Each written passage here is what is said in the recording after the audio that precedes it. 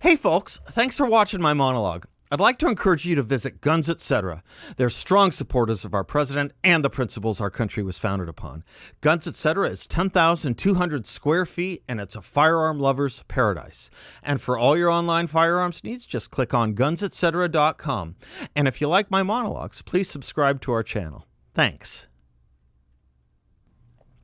Well, welcome back, March 5th, 2020. In yesterday's monologue, I tried to give some perspective on the history of the Republican Party and the conservative movement, especially for those who believe Donald Trump's presidency has departed from so much of it, especially those who like to invoke Barry Goldwater and Ronald Reagan as establishment figures Donald Trump and his agenda, presidency, and rhetoric have departed from.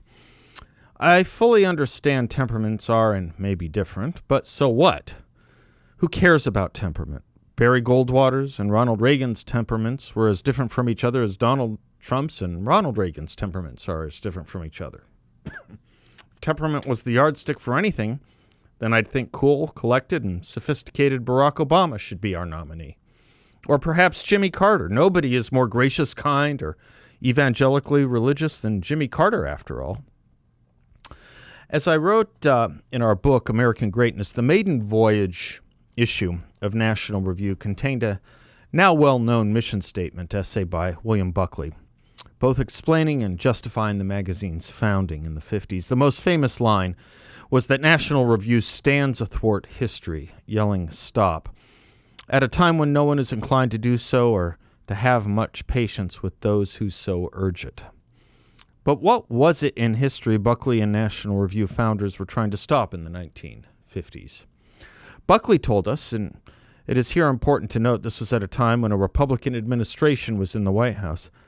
Buckley told us the conservative movement, as it was building, had not, in its own opinion, fully enmeshed itself into the Republican Party. It was trying to stop the cultural and institutional trends of liberal progressivism. They wrote, the United Nations and the League of Women Voters and the New York Times and Henry Steele Commager are in place.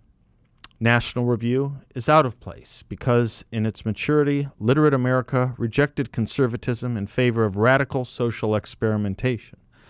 Instead of covetously consolidating its premises, the United States seems tormented by its tradition of fixed postulates having to do with the meaning of existence, with the relationship of the state to the individual, of the individual to his neighbor, so clearly enunciated in the enabling documents of our republic.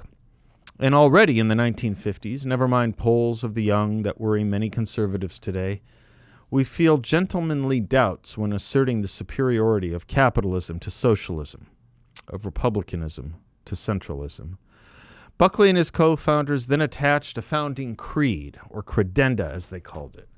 Parts of that credenda include the following. Quote, the growth of government, the dominant social feature of this century, must be fought relentlessly. The century's most blatant force of satanic utopianism is communism. We consider coexistence with communism neither desirable nor possible nor honorable. We find ourselves irrevocably at war with communism and shall oppose any substitute for victory. The largest cultural menace in America is the conformity of the intellectual cliques which, in education as well as the arts, are out to impose upon the nation their modish fads and fallacies, and have nearly succeeded in doing so. No superstition has more effectively bewitched America's liberal elites than the fashionable concepts of world government, the United Nations, internationalism, international atomic pools, etc. In sum and substance, National Review, William Buckley, and the conservative intellectual movement commenced their cause on a dedication to smaller government, fighting communism, fighting political correctness, fighting globalism, treaties, international organizations, and ethics that didn't conform to the concerns of Americans. Perhaps two of the foregoing main points of the movement's founding could be necessary changes being made, heard and seen in most Republican talking points to date, or at least in the campaign of the other Republicans who ran against Donald Trump in the 2016 election, and the Donald Trump presidency now, reducing the size of government and fighting the satanic, Buckley's word, enemy of the day, radical Islam. Few, if any, of the other candidates or Republicans generally speak of cultural menaces, or did in 2016, or international treaties and organizations, but Donald Trump did and still does.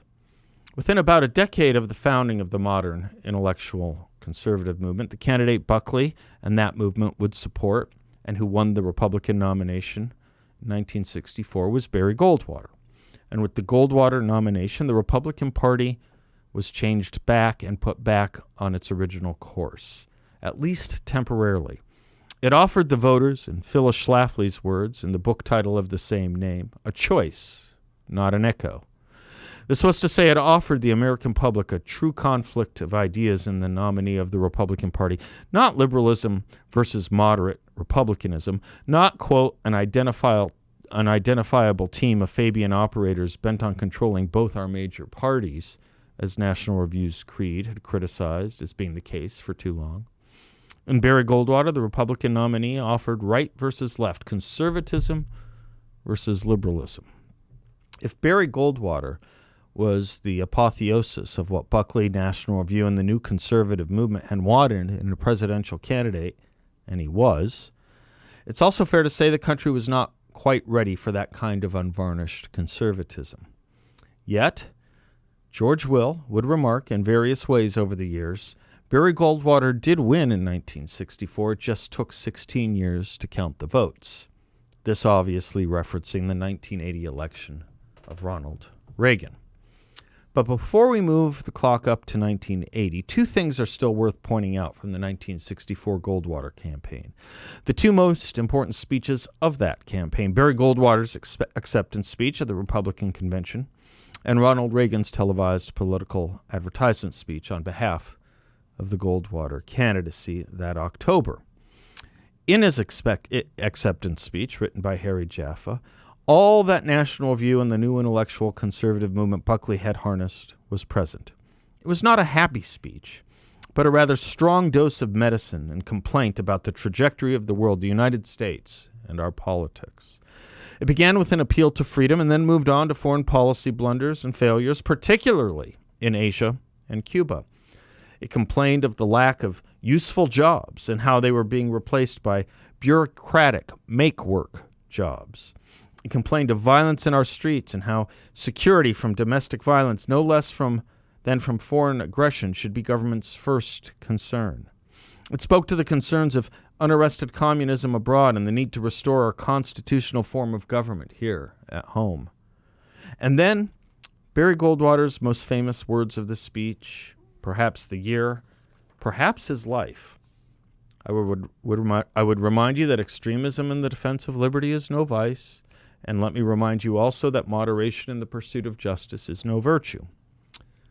To this day, Barry Goldwater is still remembered for those words. Indeed, they may be the most famous words of any candidate's nomination speech. And while Barry Goldwater was unlikely to win the 1964 election for a host of reasons, they are still cited as words that helped him lose, and that they helped reify the notion that he was defending extremism or was himself an extremist. Of course, that was not Goldwater's or Jaffa's point in uttering those words, as we discussed yesterday.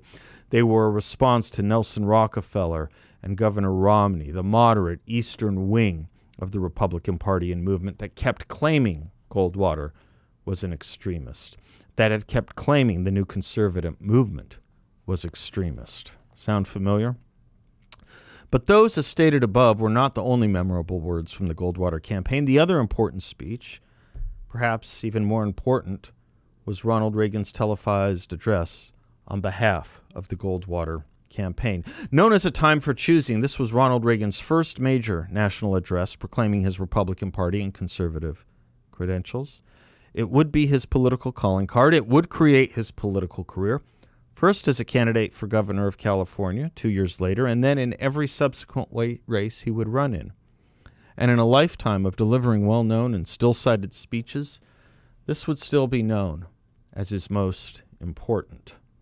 If there is a now obviously shown connection between the National Review founding principles and creed, the Goldwater candidacy, and Donald Trump's emphases in the 2016 race and since, so much the more is this evident with Reagan's 1964 speech and Donald Trump's campaign.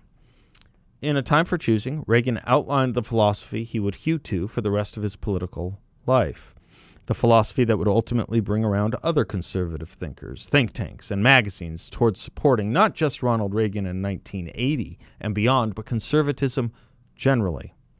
And in Ronald Reagan in 1980, one would see the uniting of the various factions within the conservative movement, be they libertarians, traditionalists, neoconservatives, social conservatives, religious conservatives, or economic conservatives. What Buckley and National Review tried to harness and fuse over the course of the 1950s and 1960s would be joined by others in the 1970s and 1980s. Magazines and editors like Commentary and Norman Podhoretz, The National Interest, and Irving Kristol, think tanks from the American Enterprise Institute to the Heritage Foundation, from the Hudson Institute to the Claremont Institute and the Manhattan Institute, and a host of others. They were all now on board, not just for Reagan, but for the general consensus of what the conservative movement had come to stand for and who the Republican Party's standard bearers would be. I'll have more to say about this when we come back, but it's a message a history way too many have totally forgotten. I'm Seth Leibsohn.